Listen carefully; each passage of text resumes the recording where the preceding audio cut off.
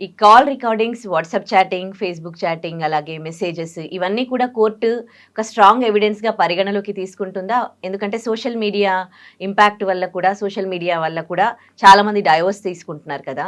So, అలాంటప్పుడు వీటిని strong ఎవిడెన్స్‌గా పరిగణలోకి తీసుకుంటుందా కోర్ట్? చాలా మందికి ఒక డౌట్ ఉంటది ఎప్పుడు గూడా.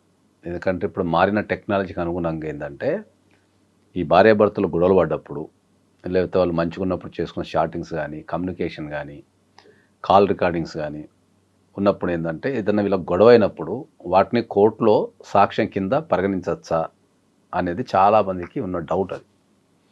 ఎందుకు అంటే మ్యాట్రిమోనియల్ ఇష్యూస్‌లో ఎవిడెన్స్ ఉండదు దేనికి. హ్మ్. ఇప్పుడంటే మనకు phone recordings, phone calls, chattings వచ్చినాయి కానీ, హ్మ్. ఒకప్పుడు ఏంది మనకు ఒక 4 గోడల మధ్యలో మ్యాట్రిమోనియల్ ఇష్యూ అనేది ఒక 4 గోడల మధ్య జరిగే ఇష్యూ అది. దానికో కాంట్రాక్ట్ రాసుకోనో, లేకపోతే ఒకరిని సాక్ష్యం కింద పెట్టుకోనో పని చేయం కదా! హ్మ్. సో, అందరికున్న డౌట్ ఏంది అంటే ఏంటంటే మ్యాట్రిమోనియల్ ఇష్యూస్‌లో అంటే ఈ డైవర్స్ ఇష్యూస్‌లో కాల్ రికార్డింగ్స్ గానీ, వాట్సాప్ చాటింగ్ గానీ, లేదా ఈ ఇన్‌స్టాగ్రామ్ మెసేజ్‌లు గానీ, ఫేస్‌బుక్ కానీ, సోషల్ మీడియాకి సంబంధించినది కోర్టు సాక్ష్యం కింద పరిగణిస్తదా హ్మ్. అనేది. దీంట్లో 2 క్లారిఫికేషన్స్ ఇవ్వాలి నేను. ఫస్ట్‌ది ప్రివిలేజ్ కమ్యూనికేషన్ అని ఒకటి ఉంటది. హ్మ్. ఇది చాలా మందికి తెలియదు. ప్రివిలేజ్ కమ్యూనికేషన్ అనేది ఉంటది. ప్రివిలేజ్ కమ్యూనికేషన్ అనేది ఆల్వేస్ ఎగ్జెంప్షన్. అసలు ఏంది ప్రివిలేజ్ కమ్యూనికేషన్ అంటే ఏందంటే, కొన్ని బంధాలని హ్మ్. మనం రికార్డ్ చేయనీకి లేదు. కొన్ని హుహు. బంధాలని సాక్ష్యం కింద హ్మ్.